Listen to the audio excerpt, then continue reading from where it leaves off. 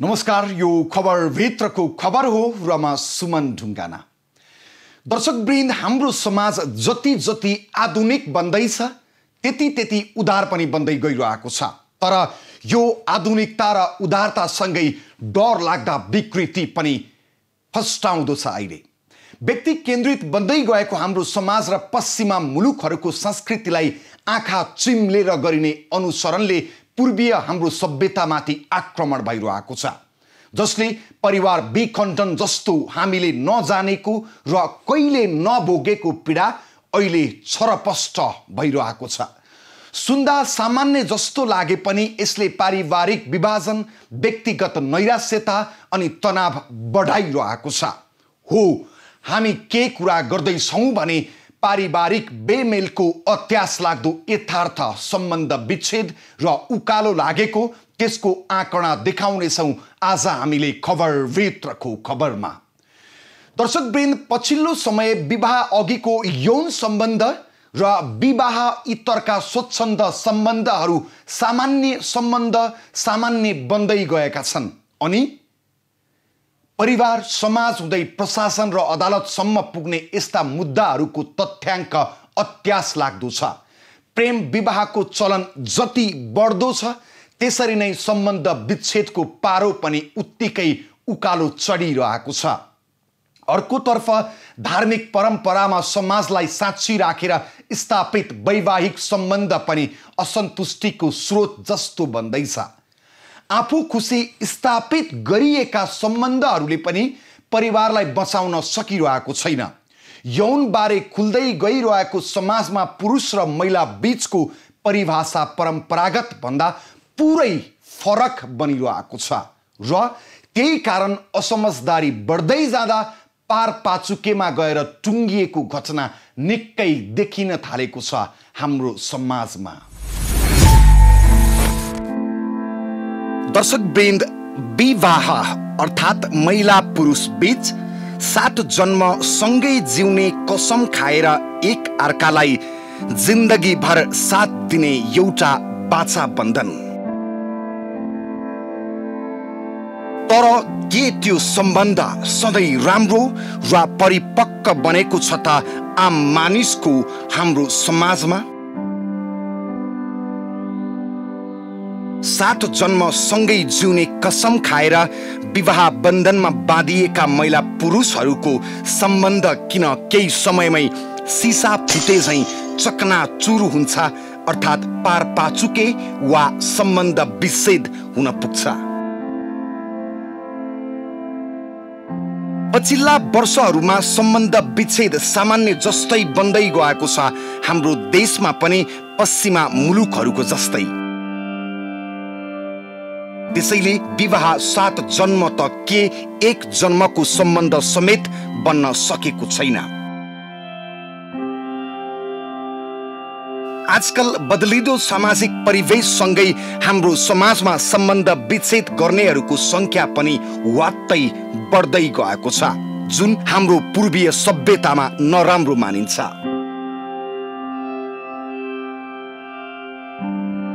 आर्थिक, सामाजिक र जात विशेषको कारणले गर्दा अदालतमा पारपाचुके गर्न आउनेदेखि विदेश जानको लागि कागजी विवाह गर्ने चलनले समेत विवाह रद्द गर्न, सम्बन्ध विच्छेद गर्नेहरूको संख्या वात्तै बढेको हो। कुनै समय यस्तो थियो समाजले सम्बन्ध विच्छेदको शब्दलाई अपवित्र भन्थ्यो र यसको कल्पना समेत गर्न सक्दैन थिए आम मानिसले। तर अहिले सामान्य रूपमा लिन थालिएको छ सम्बन्ध विच्छेदलाई। सम्बन्ध विच्छेदलाई बढ्दो शहरीकरण, पश्चिमा संस्कृतिको देखासिकी र कानुनी उदारताले गर्दा पछिल्लो समय युवा पुस्तामा सम्बन्ध विच्छेद गर्नेहरूको आँकडा दिनानुदिन बढ्दै गएको छ। हरेक वर्ष बढ्दै गइरहेको सम्बन्ध विच्छेदको तथ्याङ्कले बदलिदो नेपाली समाजको चित्रण गरिरहेको छ। मुलुकभर पछिल्ला वर्षको तथ्याङ्क हेर्ने हो भने पनि सम्बन्ध विच्छेदको संख्या बढेको देखाउँछ। देशभरिमै सबैभन्दा बढी सम्बन्ध विच्छेदको मुद्दा दर्ता हुने काठमाडौँ जिल्ला अदालतमा सम्बन्ध विच्छेदको मुद्दा दर्ता निकै बढेको छ।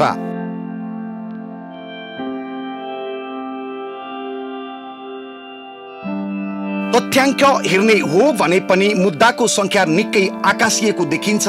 काठमाडौँ जिल्ला अदालतको संख्या एक पटक हेर्नुहोस्। काठमाडौँ जिल्ला अदालतमा पछिल्लो 3 आर्थिक वर्षको तथ्याङ्क हेर्दा हाम्रो समाज पनि पश्चिमा राष्ट्रकै गतिमा अगाडि बढिरहेको छ पारपाचुके अर्थात् सम्बन्ध विच्छेदमा। आर्थिक वर्ष 2075-76 मा कुल 3669 पारपाचुकेका मुद्दा दर्ता भएका रहेछन्। त्यस्तै आर्थिक वर्ष 2076-77 मा 3015 पारपाचुकेका मुद्दा दर्ता भएका रहेछन् काठमाडौँ जिल्ला अदालतमा मात्रै। त्यस्तै चालु आर्थिक वर्षको अहिलेसम्म 3322 सम्बन्ध विच्छेदका मुद्दा दर्ता भइसकेका छन्। काठमाडौँ जिल्ला अदालतको मात्रै सम्बन्ध विच्छेदको मुद्दा तथ्याङ्क हेर्दा के भन्न सक्छौं भने बदलिदो समाजसँगै पारपाचुके परम्परा नै बनिसकेको रहेछ हाम्रो देशमा पनि। काठमाडौँ जिल्ला अदालतमा सम्बन्ध विच्छेद मुद्दाहरूको वार्षिक दर्ता, फर्सेट र बाँकीको विवरण हेर्दाखेरि आर्थिक वर्ष 2075-76 मा जम्मा 3669 लगत रहेकोमा 2655 थान मुद्दा फर्सेट भई 1014 थान सम्बन्ध विच्छेदका मुद्दा बाँकी रहेको अवस्था थियो।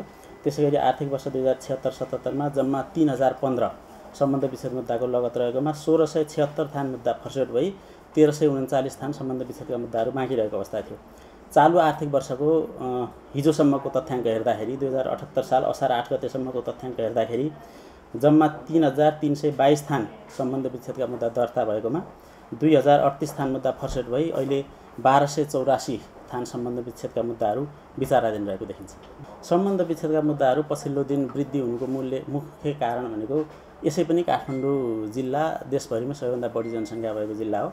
विभिन्न पेसा, उद्योग, रोजगारी गरेर काठमाडौँमा बस्नेहरूको सङ्ख्या यसै पनि बढी छ। त्यसैमाथि पारिवारिक सम्बन्धहरूमा विचलन आएका कारण, वैदेशिक रोजगारी लगायतका कारणले पनि सम्बन्ध विच्छेदका मुद्दाहरूमा केही सङ्ख्यामा वृद्धि भएको स्वाभाविक रूपमा देखिन्छ। त्यसका साथै पहिला मुलुकी ऐनमा कस्तो व्यवस्था थियो भने पुरुषले यदि सम्बन्ध विच्छेद गर्न चाहेको अवस्थामा सम्बन्धित स्थानीय निकायमा निवेदन दिने, सम्बन्धित स्थानीय निकायले पनि 1 वर्षसम्म मेलमिलापबाट विवाद टुङ्ग्याउने प्रयत्न गर्ने र 1 वर्षसम्म पनि विवाद नटुङ्गिएको अवस्थामा अनि बल्ल अदालतमा प्रवेश गर्ने व्यवस्था थियो भने अहिलेको देवानी कार्यविधि संहिताले पुरुष पनि सिधै अदालतमा प्रवेश गर्न सक्ने सम्बन्ध विच्छेदका लागि भन्ने व्यवस्था गरेका कारणले पनि सम्बन्ध विच्छेदका मुद्दाहरूको फ्लो स्वाभाविक रूपमा बढिरहेको देखिन्छ। यो पछिल्लो समय यो नागरिक जनताको चेतनाको स्तरमा भएको अभिवृद्धिले गर्दा पनि सम्बन्ध विच्छेदका मुद्दाहरूको सङ्ख्या अलिक बढी छ। महिलाहरूले थिचोमिचो सहनुपर्छ भन्ने जुन परम्परागत मान्यता थियो त्यसमा परिवर्तन आएको छ। यो पनि एउटा कारण हुन सक्छ सम्बन्ध विच्छेद मुद्दाको सङ्ख्या वृद्धि हुनुमा। हो, काठमाडौँ जिल्ला अदालतको भनाइ र प्राप्त तथ्याङ्कले यो संकेत गर्छ कि हाम्रो देशमा पछिल्ला वर्षहरूमा पारपाचुके गर्ने जोडीको संख्या हरेक दिन बढिरहेको छ। हो, सम्बन्ध विच्छेदका विभिन्न कारणहरू छन्, तर परम्परागत मूल्य मान्यतामा आएको परिवर्तन, हतारको निर्णय, सम्बन्धमा सम्झौता नहुनु, यी र यस्तै कारणले सम्बन्ध विच्छेदको संस्कार बढ्दै गएको छ हामी कहाँ। सामान्य भन्दा पनि सामान्य कारणदेखि जातभात र विदेश जानको लागि गरिने नक्कली कागजी विवाह रद्दको लागि गरिने सम्बन्ध विच्छेदले मुद्दाको संख्या बढाइरहेको छ। जुन रूपमा पारपाचुकेको मुद्दा बढिरहेको छ त्यसबाट यो भन्न सकिन्छ कि नेपाली समाजमा पश्चिमा संस्कृतिको प्रभाव अत्यन्तै धेरै बढिसकेको छ। यसरी हेर्दा नेपाली समाज आधुनिकतातर्फ ढल्किँदै गर्दा विकृति पनि निकै बढिरहेको छ।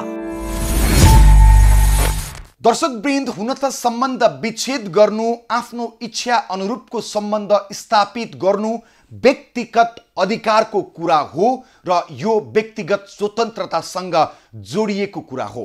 तर यसको असर व्यक्तिमा मात्र सीमित छैन। जुन अनुपातमा सम्बन्ध विच्छेदको तथ्याङ्क उकालो लागिरहेको छ त्यो अनुपातमा निकै डरलाग्दा घटनाहरू पनि भएका छन्। काठमाडौँ जिल्ला अदालत देशकै सबैभन्दा बढी सम्बन्ध विच्छेदको मुद्दा दर्ता हुने अदालत हो। देशका अन्य जिल्ला अदालत, उच्च अदालतहरूको तथ्याङ्क हेर्ने हो भने पश्चिमा मुलुकको चलन पारपाचुकेको सङ्ख्याले नेपालमा हद पार गरेको देखिन्छ। त्यो देखाउनेछौँ अहिलेको लागि विश्राम।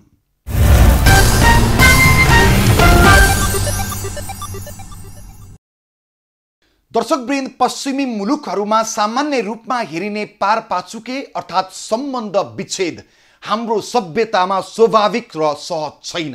तर पछिल्लो समय नेपालमा बढेको सम्बन्ध विच्छेदको तथ्याङ्कले नेपाली समाजलाई पनि त्यही बाटोमा डोर्याइरहेको यथार्थ दिइरहेको छ। श्रीमान वा श्रीमती घरमा हुँदाहुँदै अर्की युवती वा अर्को युवकसँग घनिष्ठता बढाउने कारण सम्बन्ध विच्छेदको आँकडा झन्झन बढिरहेको हो। पुरुष प्रधान हाम्रो समाजमा यसअघि पुरुष पीडित पत्नीहरूको सङ्ख्या बढी भए तापनि पछिल्लो समय परिदृश्य बदलिएको छ। अझ भन्नुपर्दा पत्नी पीडित पुरुषको सङ्ख्या पनि बाक्लो बन्दै गएको छ। श्रीमान वैदेशिक रोजगारीमा र यता पत्नीको गलत सङ्गतले सम्बन्ध विच्छेदको सङ्ख्या दिनानुदिन बढिरहेको छ। बेरोजगारीले आक्रान्त हाम्रो मुलुकमा वैदेशिक रोजगारी धन आर्जनको लागि सहज माध्यम बनिरहे पनि कतिपय अवस्थामा परिवार र समाजलाई विखण्डनतर्फ धकेलिरहेको छ, जुन देशभरिको जिल्ला अदालत र उच्च अदालतमा दर्ता भएको सम्बन्ध विच्छेदको मुद्दाको डरलाग्दो तथ्याङ्कले प्रष्ट पारेको छ। सम्बन्ध विच्छेद बढ्नुका धेरै कारणहरू छन्। एउटा कारणले मात्रै सम्बन्ध विच्छेद भइरहेको छ भन्दा अतियुक्ति नहोला। तर हाम्रो देशमा सम्बन्ध विच्छेदको एउटा प्रमुख कारण देखिएको छ वैदेशिक रोजगार हो। श्रीमान विदेश गएपछि कतिपय परिवार भत्ताभुङ्ग भएका छन्। श्रीमान विदेशमा, श्रीमती स्वदेशमा रहँदा समाजमा कस्तो खालको विकृति ल्याएको छ भनेर बहस सुरु गर्नुपर्ने अवस्था आएको छ। मुलुकभरका अदालतमा पछिल्लो समय दर्ता भएका सम्बन्ध विच्छेद सम्बन्धी मुद्दाको तथ्याङ्कले नेपाली समाज कता जाँदैछ भन्ने प्रश्न अगाडि ल्याएको छ। जिल्ला अदालतहरूको पछिल्लो तथ्याङ्क अनुसार बितेको 1 वर्षमा हजारौं सम्बन्ध विच्छेदका मुद्दाहरू दर्ता भएका छन्। अझ पछिल्ला 4 वर्षमा देशभरिका जिल्ला अदालतमा दर्ता भएका सम्बन्ध विच्छेदका मुद्दाको संख्या हेर्ने हो भने निरन्तर उकालो लागिरहेको छ। पछिल्लो 4 वर्षमा देशभरिका जिल्ला अदालतमा दर्ता भएका सम्बन्ध विच्छेदका मुद्दा यो हेर्नुहोस्। आर्थिक वर्ष 2073-74 मा 14,696, आर्थिक वर्ष 2074-75 मा 17,695, आर्थिक वर्ष 2075-76 मा 23,306, आर्थिक वर्ष 2076-77 मा 21,134।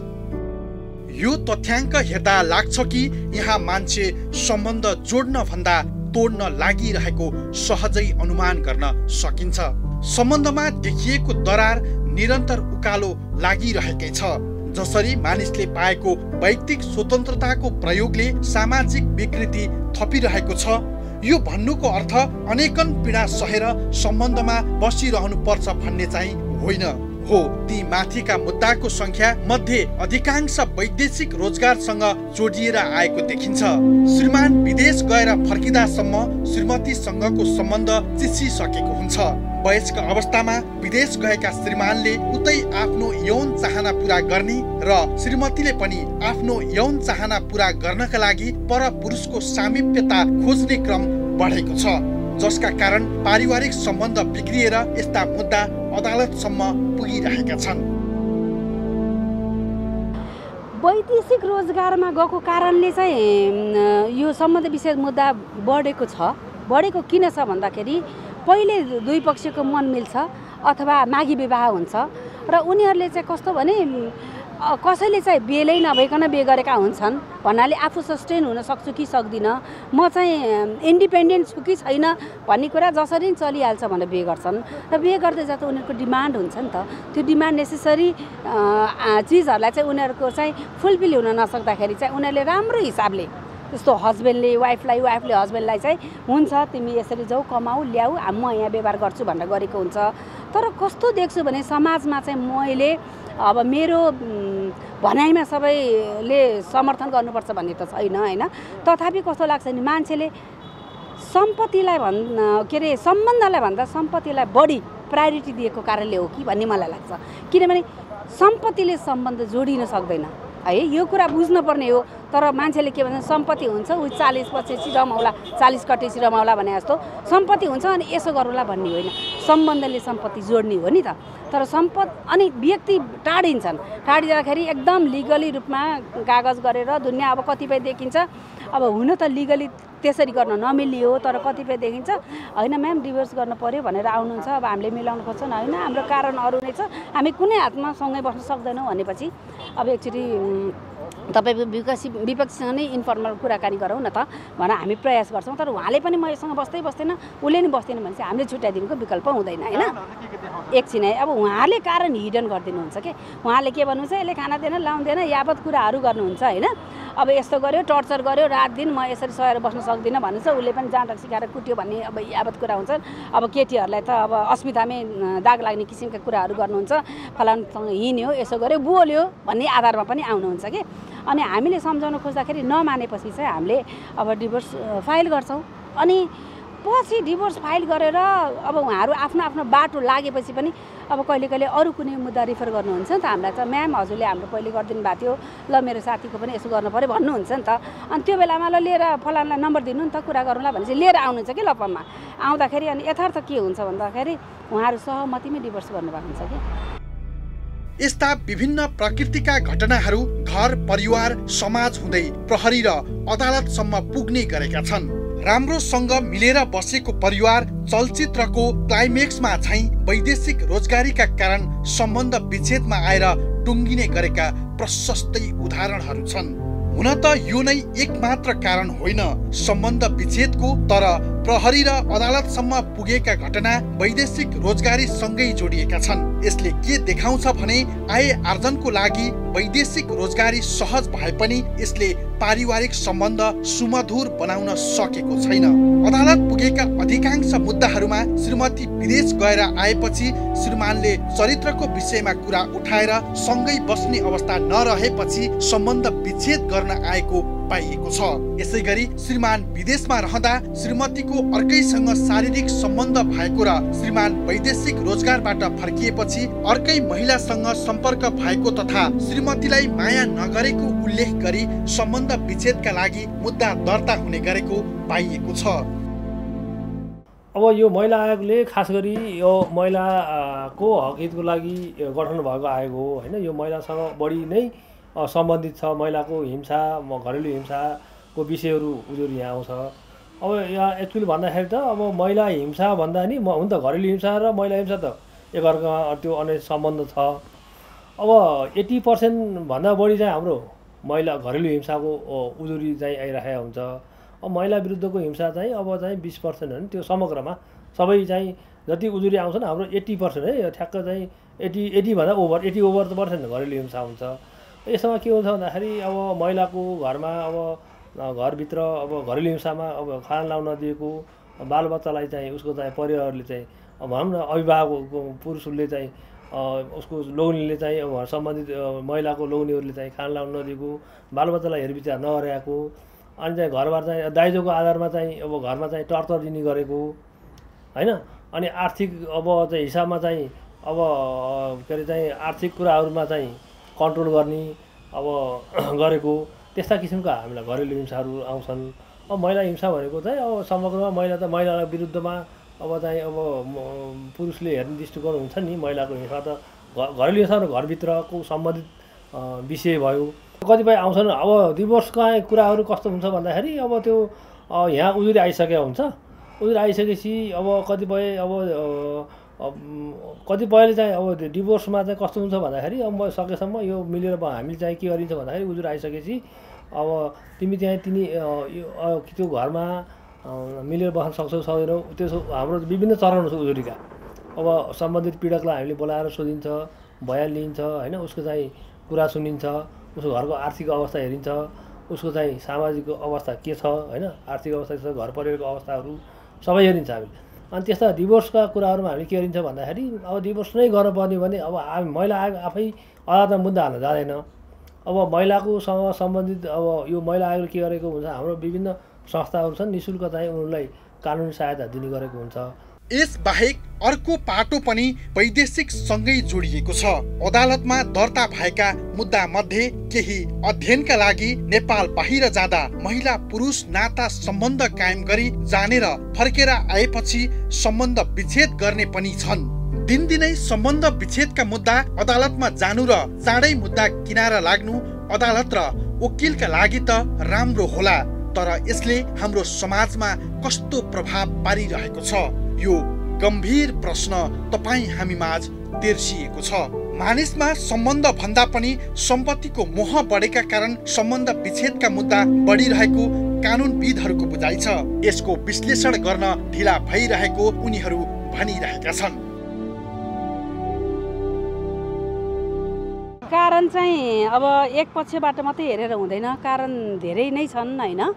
जस्तो एक त कानुनमा पनि अलिकति महिलालाई सशक्त हुने गरेर पनि कानुन आएको छ। महिलाको मात्रै कुरा हैन, पुरुषहरूको हकमा पनि 74 साल भदौ 1 गतेबाट जुन देवानी संहिता फौजदारी संहिताहरू लागू भए पछाडि चाहिँ त्यसले पनि पुरुषहरूलाई अदालतमा प्रवेश गरेर चाहिँ डिभोर्स मुद्दा हाल्न सक्ने भनेर अधिकार प्रदान गर्यो र महिलाको हकमा चाहिँ महिलाले मात्रै पनि अदालतमा प्रवेश गरेर सम्बन्ध विच्छेद लगायतका मुद्दाहरू दर्ता गर्नको लागि चाहिँ पहिलेदेखि नै दायित्वहरू अधिकारहरू सृजना गरेको थियो। त्यसमा चाहिँ कस्तो हुन्छ भने खाना नदिएर घरबाट निकाला गरेमा, कुटपिट गरेमा यावत कानुनले तोकेका निर्धारण गरेका विधिहरूलाई टेकेर चाहिँ जानुपर्ने अवस्था थियो। कस्तो भयो भने अब पहिलेको मुलुक ऐन हुँदा अथवा अलि अगाडिकै समयमा हाम्रो बुवा मम्मीहरूको पालाको कुरा गर्ने हो भने त्यतिखेर चाहिँ महिलाहरू अलि धेरै अध्ययन गरेका, सशक्त पनि थिएनन्, इन्डिपेन्डेन्ट पनि भएका थिएनन् है। अब र बाउआमाले पनि कस्तो भने सन्तानहरू पनि अलि धेरै जन्म दिने, त्यसकारणले महिलाहरू भनेको चाहिँ पुरुषको दायित्व हो भनेर विवाह गर्दाखेरि पनि कन्यादान गरेर पाले पुण्य मारे पाप भन्ने किसिमले दिने र एक किसिमले भन्यो भने व्यक्ति दान गर्ने वस्तु पनि होइन, वस्तु दान गरिन्छ भनिन्छ, व्यक्तिलाई चाहिँ दान गरेर चाहिँ दिन्थे। दिँदाखेरि के हुन्छ भने सानो छँदा बाउको अन्डरमा बस्न पर्ने, विवाह भएपछि श्रीमानको अन्डरमा बस्न पर्ने र बुढेसकालमा छोराहरूको अन्डरमा बस्न पर्ने त्यस्तो परिस्थिति थियो भन्दाखेरि अब पछिल्लो समयमा महिलाहरू अलिकति सशक्तिकरण हुँदै गए। सशक्त हुँदै गएपछि अब 35 वर्ष पहिलेको कानुनमा भनौँ मुलुकी ऐनमा 35 वर्ष उमेर नपुगिकन अंश नपाउने भन्ने व्यवस्था थियो। 35 वर्ष उमेर पुरा गर्न पर्ने थियो भने पछिल्लो कानुनमा चाहिँ नजिरबाट के आयो भन्दाखेरि 35 वर्ष उमेर पुरा गर्न नपर्ने भयो भने एकातिर, अर्कोतिर के हो भने संविधानमा पनि महिला र पुरुष समान भनेर व्यवस्था भइसके पछाडि चाहिँ अब अलिकति बढेको हो कि कसैको दबाबमा म किन बस्ने म भन्ने किसिमको उनीहरूलाई पनि महिलाहरूलाई पनि त्यो सशक्तिकरणको भावना जागरण भएको हुनसक्छ। कारण वैदेशिक रोजगारीकै कारणले गर्दा पारिवारिक विखण्डन भइरहेको छ। सम्बन्ध विच्छेदसँगै आमा र बाबु छुटिँदा त्यसको असर भावी पुस्ता र नाबालकहरूमा समेत परिरहेको छ। आमा बाबुसँगै बसेको जस्तो माया नपाउँदा नयाँ पुस्ता विभिन्न कुलतमा फस्न पुगेको छ। यो सँगै आमा बाबुको माया ममता नपाउने, पढाइ छुट्ने र अभिभावक विहीन बन्न पुगेपछि आपराधिक क्रियाकलापमा बिस्तारै प्रवेश गर्न सक्ने स्थिति समेत सिर्जना हुने खतरा छ। अझ भनौं यही कारणले सामाजिक विकृति, विखण्डन, बेमेल, विश्वासको संकट भित्रदैछ। यसले परिवार र समाजमा अविश्वासको खाडल मात्रै बढाएको छैन, सम्बन्धमा आएको दरारले स्वयं व्यक्ति र परिवारलाई समेत वर्षौंसम्म विचलन पैदा गरिरहेको छ। दर्शकवृन्द, हाम्रो जस्तो पूर्वीय दर्शनमा विश्वास राख्ने समाजले परिवार विखण्डन हुन नदिने जिम्मेवारीमा महिलाको योगदान बढी अपेक्षा गर्छ। तर पछिल्लो समयमा खुला बन्दै गएको समाजमा महिला र पुरुष बीचको समानताको नाममा अराजकतावादी भावना हावी हुँदै गएको छ। हुन त यसलाई नकारात्मक तरिकाले मात्र व्याख्या गर्नु गलत होला, तर यससँगै परिवार र समाजमा नकारात्मक बढी र सकारात्मक प्रभाव कम पर्दै गएको छ। प्रसङ्ग अझै बाँकी छ, हामी सँगै रहनुहोला।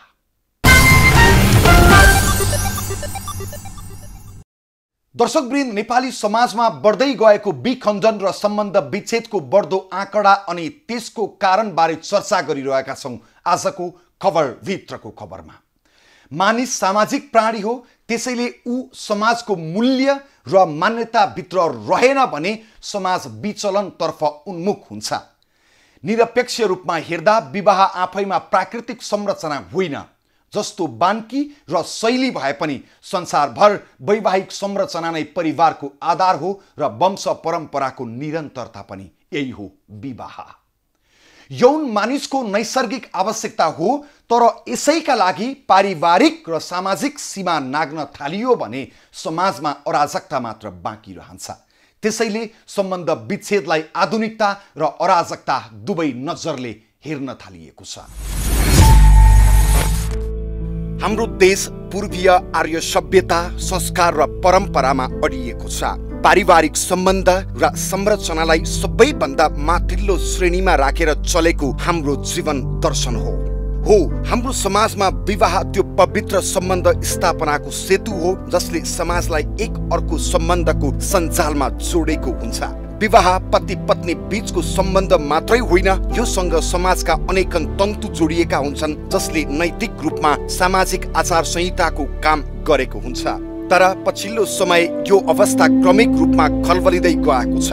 विज्ञान र प्रविधिको उच्चतम विकाससँगै तीव्र रूपमा बदलिएको पाश्चात्य सभ्यताको प्रभाव बढ्दै जाँदा हाम्रो परिवार र सामाजिक संरचना हर क्षण विखण्डित हुँदैछ भने सम्बन्ध विच्छेदका घटना बढोत्तरी हुने क्रम बढिरहेको छ। बढ्नुको कारण चाहिँ नि एउटा चाहिँ नि सचेतना पनि होला। किनभने अब महिलाले निवेदन लगिराखेको छ, महिलाले फिराद लगेर हालिराखेको छ भने त्यो चाहिँ नि हिंसा कति सहने भन्ने कुराहरूले गर्दा हुनसक्छ बढेको एउटा महिलाको कारण। अर्को भनेको यो मुलुकी देवानी संहिता र मुलुकी अपराध संहिता जब लागू भयो 75 साल भदौको 1 गतेदेखि लागू भयो, त्यसमा चाहिँ नि अब निवेदन गर्ने अथवा त्यो उजुरी गर्ने क्षेत्राधिकार चाहिँ नि पुरुषहरूले पनि कोर्टै जान पाउने, अदालतै सम्बन्धित जिल्ला अदालतमै निवेदन हाल्न पाउने अथवा फिराद हाल्न पाउने भन्ने जुन व्यवस्था गर्यो, त्यो व्यवस्थापछि चाहिँ नि धेरै पत्र पत्रिकाहरूले पनि एकदमै हाइलाइट गरेका थिए। अब चाहिँ पुरुषहरूले चाहिँ नि यति हालेछन् निवेदन, त्यो डिभोर्सको निवेदन भनेर 1-2 वर्ष हुँदाखेरि 75, 76, 77तिर चाहिँ नि त्यो चाहिँ नि म्याक्सिमम पत्र पत्रिकाहरूले चाहिँ त्यो पनि लेखेको, मिडियाहरूले चाहिँ त्यो पनि गरिराखेको थिए। भनेपछि त्यो क्षेत्राधिकार जुन अब अदालतै जान पाउने क्षेत्राधिकार उहाँहरू चाहिँ स्थानीय निकायमा जानु पर्थ्यो। 1 वर्षसम्म त्यो स्थानीय निकायले अब डिभोर्स हुने कि नहुने अथवा के राय दिने भनेर उनीहरूले त्यही मिलापत्र गर्ने पनि गर्थे। त्यो नभइकन अब चाहिँ नि अदालतै आउन पाउने भइसकेपछि अनि उहाँहरूले चाहिँ नि निवेदनको फ्लो चाहिँ नि बढ्यो, एकदमै डिभोर्सको फ्लोहरू चाहिँ नि एकदमै बढ्यो। अनि पहिला हामी महिलाहरूको लेखिदिन्थ्यौँ, फिरादहरू लेखिदिन्थ्यौँ। अहिले चाहिँ नि महिलाहरूको फिराद होइन, महिलाहरूको प्रत्युत्तर लेखिदिनु पर्ने कि त्यो चाहिँ नि एकदमै धेरै त्यसरी बढेको अवस्था पनि हो। सम्बन्ध विच्छेदलाई समयसँगै भएको परिवर्तन र वैयक्तिक स्वतन्त्रताको कजको रूपमा व्याख्या गरिरहँदा यसले परिवार र समाजमा पार्ने प्रभावको बारेमा पनि नजरअन्दाज गरिनु हुँदैन। सम्बन्ध विच्छेदका कारण पारिवारिक संरचना त खलबलिन्छ नै, तर त्यसभन्दा ठुलो नकारात्मक असर साना साना बालबालिकालाई परेको हुन्छ। एकजुट हामी चाहिँ त्यो सहमत हुन नसक्ने अवस्था आउँछ कतिपय अवस्थामा है। कतिपय महिलाकै कारणले पनि त्यो घरको अवस्था जुन चाहिँ घरमा चाहिँ विवाद आउने अवस्था आइरहेको पनि हुन्छन्।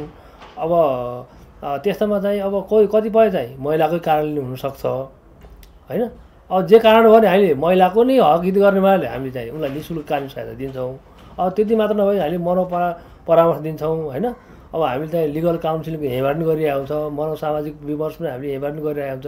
त्यति पनि नभयो भने हामीले अब चाहिँ तिमीले चाहिँ विवाद समाधानको लागि अदालतमै गएर हुन्छ, हामीले यहाँबाट सकिँदैन भनेर हामी निःशुल्क कानुनी सहायता संस्था मार्फत उनीहरूलाई सेटल चाहिँ गराउने व्यवस्था गरिएको छ।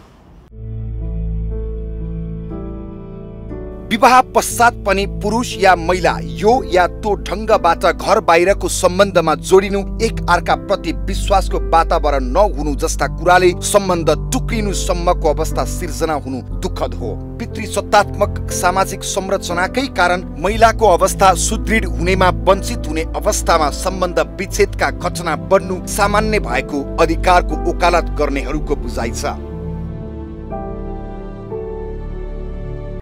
जस्तो अब पुरुषले महिलालाई डिभोर्स गर्नु पर्यो भने महिलाले चाहिँ पुरुषलाई खान लाउन नदिएर घरबाट निकालेको हुनु पर्यो, त्यो एउटा शर्त छ। अनि त्यसपछि कुटपिट गरेर अब ज्यानै जाने जस्तो त्यस्तो जोखिमी हात हतियारले कुटपिट गर्यो अथवा ज्यानै जोखिम बनाइदियो भन्यो भने डिभोर्स गर्न पाउने भन्ने अर्को आधारहरू छ। त्यो आधारहरूले चाहिँ के भयो त भन्दाखेरि महिलाको त त्यो सम्पत्तिमा पहुँच त छैन। त्यो जुन घरमा बिहा गरेर गयो डिपेन्डेन्ट भएर बस्नुपर्ने अवस्थाहरू, कतिपय महिलाहरूलाई त काम गरिराखेको छ, कुनै आय आर्जन गरिराखेको छ भने पनि त्यो आय आर्जन गरिराखेको कुरा चाहिँ नि छोड तैँले घर गर्नुपर्छ भनेर त्यस्तो कामबाट पनि छुटाउने त्यस्तो कुराहरू पनि छन्।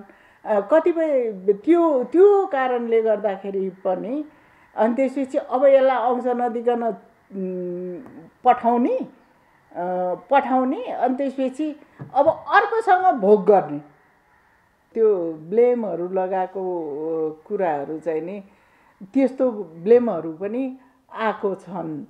अनि त्यसपछि अब श्रीमती विदेश गयो, श्रीमतीले कमाउँदै पठाउँदै, यहाँ बच्चाहरू पनि छन्, कमाउँदै पठाउँदै गरेछ।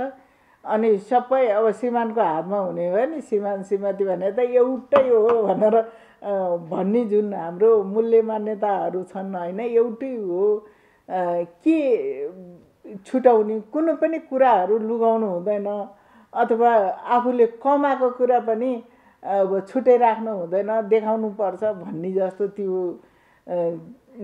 त्यो मान्यताले गर्दा सबै कमाउँदै पठाउँदै गरे। अनि फेरि उसले चाहिँ नि अर्को श्रीमती राखिदियो भनेपछि अनि उसँग डिभोर्स। सम्बन्ध विच्छेद ठिक वा बेठिक यसलाई व्याख्या गर्ने सबैका आफ्नै बुझाइ हुन सक्छन्। यो समयको माग हो, आफ्नो अनुकूल नहुँदा कठिन सम्बन्धमा रहिरहनु पर्छ भन्ने छैन। यो वैयक्तिक स्वतन्त्रताको कुरा हो, यो आधुनिकताको उपज हो। यो बेठिक भन्ने तर्क उठिरहँदा हामी र हाम्रो समाजको गन्तव्यको दिशा पनि ख्याल गरिनुपर्छ।